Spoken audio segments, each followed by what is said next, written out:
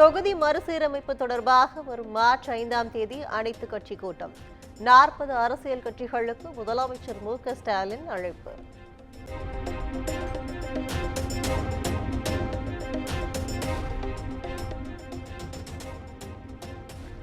தொகுதி மறுசீரமைப்பு செய்யப்பட்டால் தமிழகம் 8 தொகுதிகளை இழக்கும் அபாயம். நாடாளுமன்றத்தில் தமிழ்நாட்டின் பிரதிநிதித்துவம் குறையும் என முதலமைச்சர் மு.க.ஸ்டாலின் கருத்து.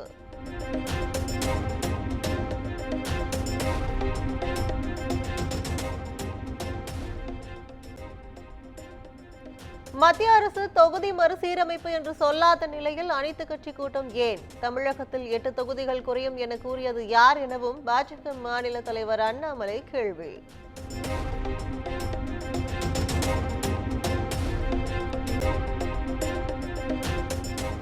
இருமொழிக் கொள்கை அரசியலை மக்கள் நிராகரித்தால் மடைமாற்றம் செய்ய தொகுதி மறுசீரமைப்பு விவகாரத்தை பேசுகிறார் முதலமைச்சர். தொகுதி வரையறை என்ற கற்பனை பயத்தை மக்களுக்கு ஏற்படுத்த முயற்சிப்பதாகவும் அண்ணாமலை குற்றச்சாட்டு.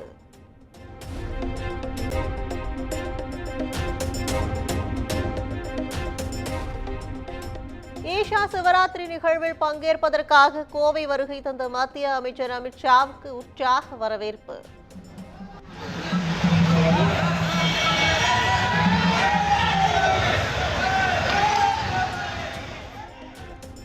கோவை உள்ளிட்ட 5 பாஜக மாவட்ட அலுவலகங்களை இன்று திறந்து வைக்கிறார்.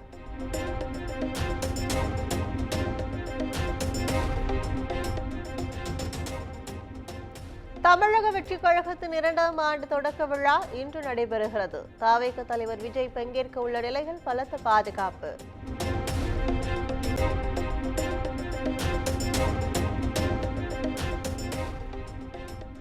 தவேக 2ஆம் ஆண்டு தொடக்க விழாவில் சட்டப்பேரவை தேர்தல் தொடர்பாக முக்கிய அறிவிப்புகள் வெளியாக வாய்ப்பு. நிர்வாகிகளுடனான ஆலோசனைக்கு பின் விஜய் அறிவிப்பார் என எதிர்பார்ப்பு.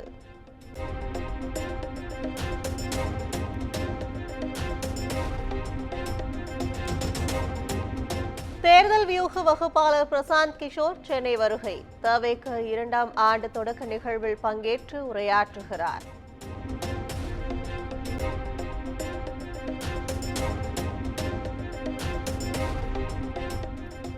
சிபிஎஸ்இ பொதுத் தேர்வு முறைகளில் மாற்றம் கொண்டு வருவதற்கான வரைவு அறிக்கையை வெளியிட்டது சிபிஎஸ்இ. ஆண்டுக்கு 2 முறை பொதுத் தேர்வுகள் நடத்தப்படும் என சிபிஎஸ்இ அறிவிப்பு.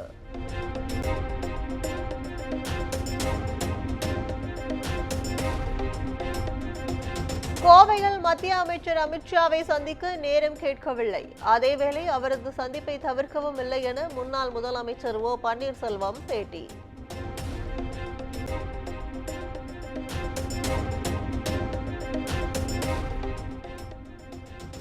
நடிகை அளித்த பாலியல் புகாரில் நாதக ஒருங்கிணைப்பாளர் சீமானுக்கு சம்மன். வலசரவாக்கம் காவல் நிலையத்தில் நாளை நேரில் ஆஜராவார் என எதிர்பார்ப்பு.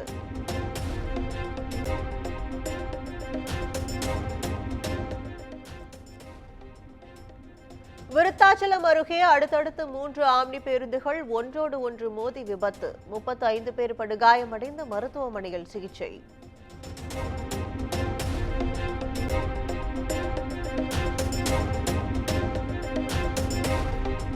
விருதுநகர் மாவட்டம் சிவகாசியில் HIV நோயால் பாதிக்கப்பட்ட மாமியார் கழுத்து அறுத்து கொலை.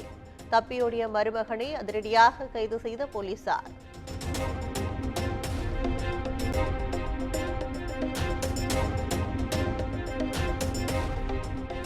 கரூர் மாவட்டம் குளித்தலை அருகே கார் மற்றும் அரசு பேருந்து நேருக்கு நேர் மோதி கோர விபத்து. ஒரே குடும்பத்தை சேர்ந்த 4 பேர் உட்பட 5 பேர் உயிரிழப்பு.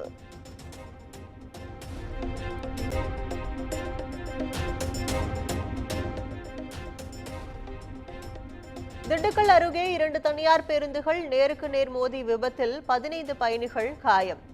அதிவேகமாக பேருந்தை இயக்கியதே விபத்திற்கு காரணம் என மக்கள் குற்றச்சாட்டு.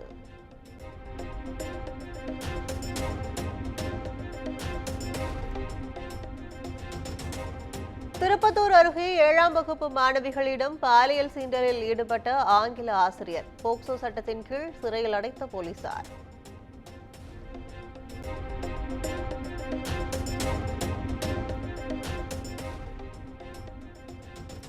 கொடைக்கானலில் ஒருமுறை பயன்படுத்தும் நெகிழிகளை கொண்டு செல்லக்கூடாது.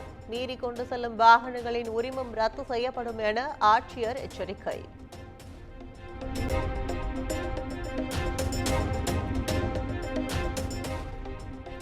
திண்டுக்கல் செம்பட்டி காவல் நிலையத்தில் பெண்ணை பாலியல் ரீதியாக துன்புறுத்திய காவலர்கள் 10 ஆண்டுகள் சிறை தண்டனை விதித்து நீதிமன்றம் உத்தரவு.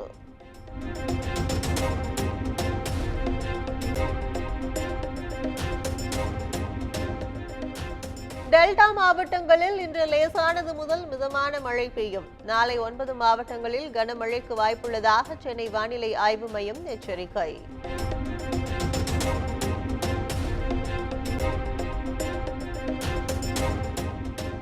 பிரயாக்ராஜில் நடைபெற்று வரும் மகா கும்பமேளா நிகழ்வு இன்றுடன் நிறைவு. கடைசி நாளில் திரிவேணி சங்கமத்தில் புனித நீராட குவியும் பக்தர்கள்.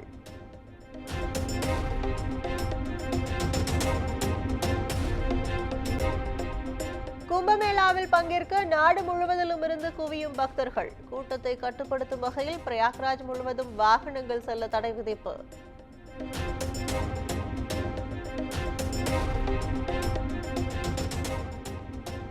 ஆந்திர மாநிலம் ஸ்ரீகாகுளம் அருகே கோயில் திருவிழாவின் போது பிரேக் டான்ஸ் ஆடிய அர்ச்சகர்கள். கிராம இளைஞர்களுக்கு போட்டியாக ஆடிய வீடியோ இணையத்தில் வைரல்.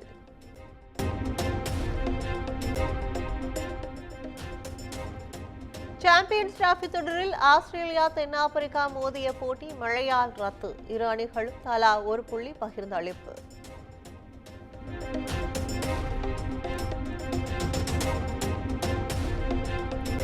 சாம்பியன்ஸ் டிராபி தொடரில் ஆப்கானிஸ்தான் இங்கிலாந்து அணிகள் இன்று மோதல். வெற்றி பெற வேண்டிய கட்டாயத்தில் இரு அணிகளும் தீவிர பயிற்சி.